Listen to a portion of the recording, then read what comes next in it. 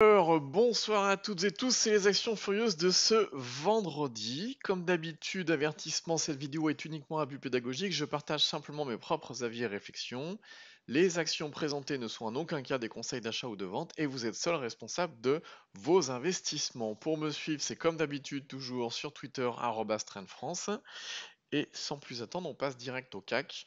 Alors le CAC, c'est moche. C'est très moche. Alors, je vous rappelle les faits. On avait cette oblique baissière qui était là, qu'on a cassé pour revenir en zone de force. Et là, 2 journées de suite, des grosses journées rouges quand même. Si bien qu'aujourd'hui, on perd la zone de force, ce qui veut dire qu'on a assez peu de probabilité haussière.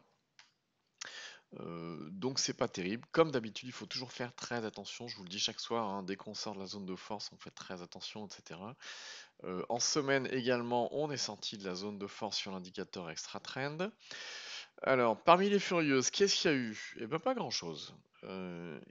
En revanche, par contre, il y a eu Biocinex, vous savez, on la suivait depuis un bon moment. Si on se met en bougie semaine, voilà. Ce qu'on jouait, c'était la propagation du signal de l'unité jour à l'unité semaine, jusqu'à ce qu'on aille casser la résistance dynamique qu'on a là. Donc c'est le chemin qu'on est en train de prendre actuellement. La zone de force a été déclenchée, on la voit en bleu turquoise ici, sur l'indicateur extra trend. Il nous reste donc la résistance dynamique est cassée. Si on se met en données jour, eh bien on avait cette oblique baissière là qu'on avait tracée, qu'on a cassé aujourd'hui bien comme il faut avec des volumes, etc. C'est une belle bougie à plus 8,45, donc extrêmement sympathique. Biocinex, voilà, elle est pas mal. On va même dire dans les conditions qui sont celles des indices actuels, c'est même très bien. Qu'est-ce qu'on a d'autre? On a Solution 30, alors pour l'instant qui n'a pas cassé. On avait entouré cette zone-là à surveiller, cette cassure avec les 7,20, la résistance dynamique derrière, l'oblique baissière derrière. Tiens, on va la déplacer puisque la zone est toujours la même, sauf que les cours ont avancé depuis.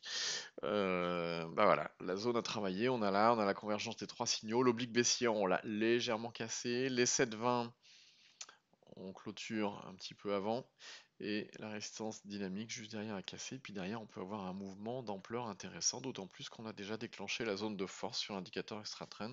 Donc c'est pas mal. Qu'est-ce qu'on a d'autre? Alers qui bon, reste sur ses plus hauts, ça a méché un petit peu, mais bon, elle est sur ses plus hauts pour l'instant. On a Valneva, vous savez, on avait cassé hier, la résistance dynamique était là. Avant-hier, enfin hier à l'open, on avait cassé l'oblique baissière là. On avait cassé la résistance dynamique ensuite, déclenché la zone de force il y a quelques jours. Et puis voilà, c'est une bougie pas terrible, mais en tout cas, on préserve la résistance dynamique, donc c'est plutôt pas mal. On a Eramet, toujours à surveiller. Alors, elle a rien fait d'extraordinaire aujourd'hui. En revanche, on a toujours la résistance dynamique au-dessus de nos têtes. Tiens, on va déplacer l'ellipse. La zone à surveiller, voilà, elle est là. C'est la résistance dynamique, hein, tout bêtement. Sur Eramet, ce qu'on joue, pareil, c'est la propagation du signal sur une unité supérieure. On l'avait tracé, tout ça. Et puis, bon, on a Valourec qui maintient ses 8,615, ce qui est plutôt pas mal dans les conditions actuelles où tout a plutôt tendance à s'écrouler. Valourec, elle tient plutôt pas mal. Donc voilà, je vous le rappelle, on a un CAC à moins 1%. La semaine prochaine risque d'être, j'allais dire passionnante. Non, surtout pas passionnante, puisque c'est la semaine des fêtes, etc. Il va y avoir de moins en moins de volume, peut-être de plus en plus de cours chaotiques, donc il faut toujours faire très très très attention. Si vous souhaitez prendre des positions, il faut peut-être mieux attendre la première semaine de janvier. Quoi qu'il en soit, dès demain, je vous donne rendez-vous. Demain, on est samedi. Le matin ou vers 14h, on fera une petite vidéo avec toutes les valeurs que je surveille pour on va dire, les 15 jours à venir, la semaine qui vient et puis la semaine d'après. Il y a pas mal de valeurs à surveiller parce que, en général, bah tiens, on va le noter là, hop, voilà. On a ce support là, hop, qui est. J'ai du mal avec le magnétisme, voilà, hop, on va le tracer comme ça. Grosso modo, voilà, on a un support, il y a eu plusieurs touchettes là, etc. Donc on l'a préservé. Il est possible que semaine prochaine on a un rebond ou pas, ou alors que ça végète pendant une semaine, ce qui est peut-être plus probable. Et puis, bah, en tout cas, quand on a des indices qui chutent comme ça, c'est toujours intéressant de guetter un rebond. Alors pas d'acheter, moi j'aime pas bien acheter le bas d'une bougie, le bas d'une mèche, etc. C'est pas mon truc, mais dès qu'on a un signal à la hausse, ça peut être intéressant de faire des entrées, puisque c'est des entrées qui se feront à des cours sur des niveaux de bascule et de rebond intéressants. Mais toujours attendre effectivement une bonne confirmation.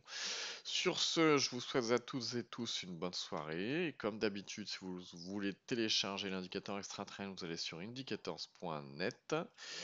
Et puis, vous cliquez sur s'abonner pour vous abonner à cette chaîne-là, voir toutes les nouvelles vidéos. Et puis, si vous souhaitez être alerté en temps réel à chaque fois que je publie une vidéo, vous cliquez sur la cloche. C'est tous les soirs à 18h, et puis le samedi d'une manière générale. Allez, bonne soirée, à demain. Au revoir.